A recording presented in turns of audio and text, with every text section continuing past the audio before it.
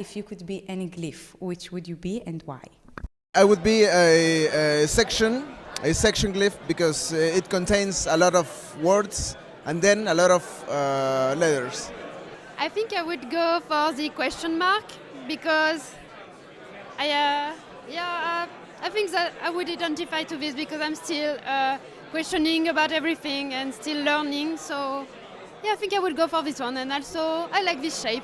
I think I would like to be a lowercase j because my name starts with that and it's tall and I used to be thin, but the dot, I don't know. So I like the lowercase j.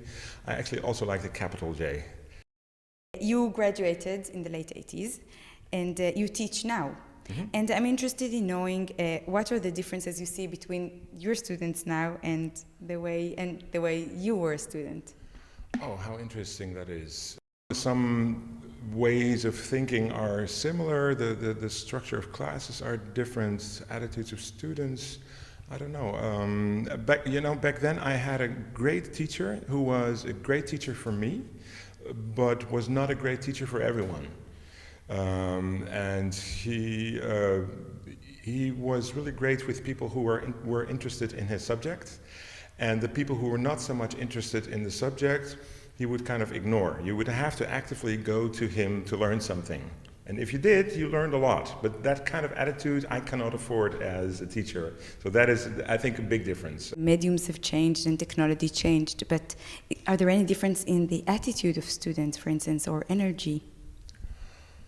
That's really hard to say. I mean, young people are young people. They are curious. Some work hard. Some are more waiting and not so curious. And yeah, of course, you prefer the hard-working, curious people. I don't see a huge difference. Of course, indeed, the technology, all the mediums have changed, but people are still people. I don't really attitudes between generations. I don't know. I get a really positive vibe, as it were, from students now that are really keen to learn things and are interested in all kinds of things that I give them, and I learn a lot from them. It's quite refreshing and energizing to hear this, because actually you're saying that the basics stayed, the energy stayed. That's how I experience it, yeah. Of course, there's ups and downs also in my career. I've had better years and worse years sometimes it's caused by the energy in the class, and sometimes it's just I'm not in such a good place or something, right? So that's a very human thing to happen. Although, yeah, I mean, that's a long time ago, I did a workshop at a school, at an academy in Arnhem, at a part-time class, and I remember I was teaching with my colleague Eric van Blokland, and we had 2 different classes. I think we spent like one evening with one class and then one evening with the other. I forgot the details, it must have been mid-90s. And they were similarly sized, similarly aged. It was a part-time study, so they were on average a little older and a little more experienced. And in general, those students are more motivated because they have a daytime job. They really are very motivated to do this in their free time, as it were.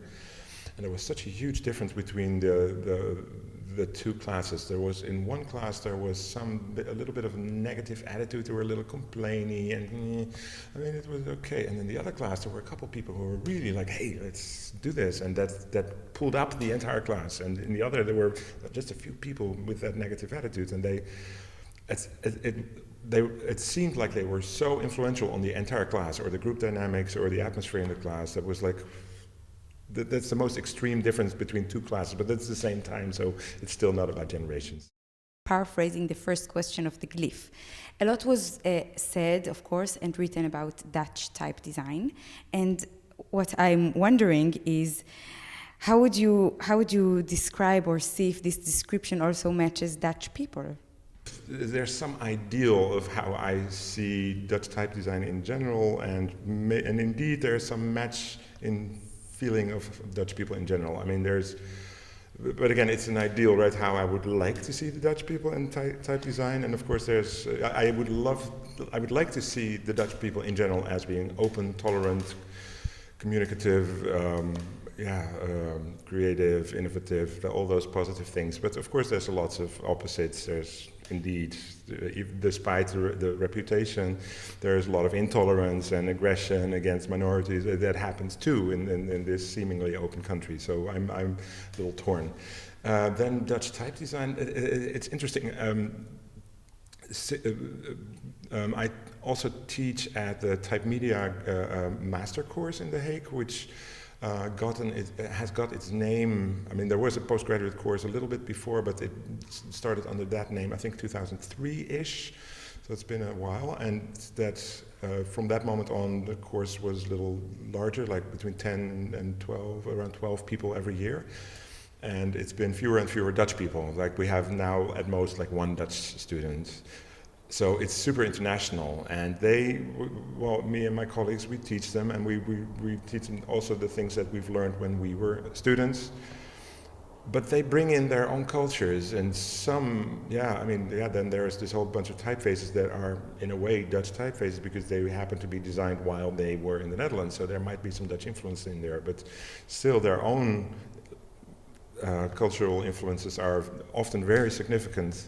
It becomes less and less important of what Dutch type design is. Out of your talk, what would you like the ATypI attendees to take home with them?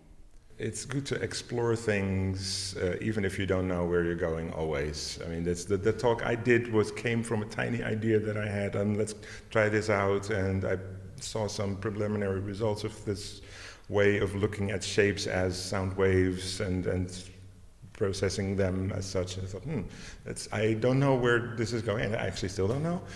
But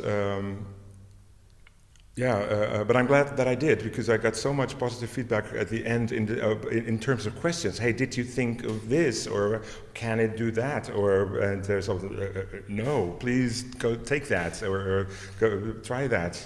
This is not my unique bit of stuff. So I really hope that maybe people take that further, and maybe I will get back to it myself at some point. So if you have the time and the capacity, like it can be very fresh to just try something out. I'm 50 years old now since this summer, but I would love to stay a little boy somehow and just play with things, right? I used to love to play with Legos, but I think this attitude is kind of important, if you can, to hold on to that and keep on playing as far as you are able to, next to the work that pays your bills, which is obviously not unimportant either.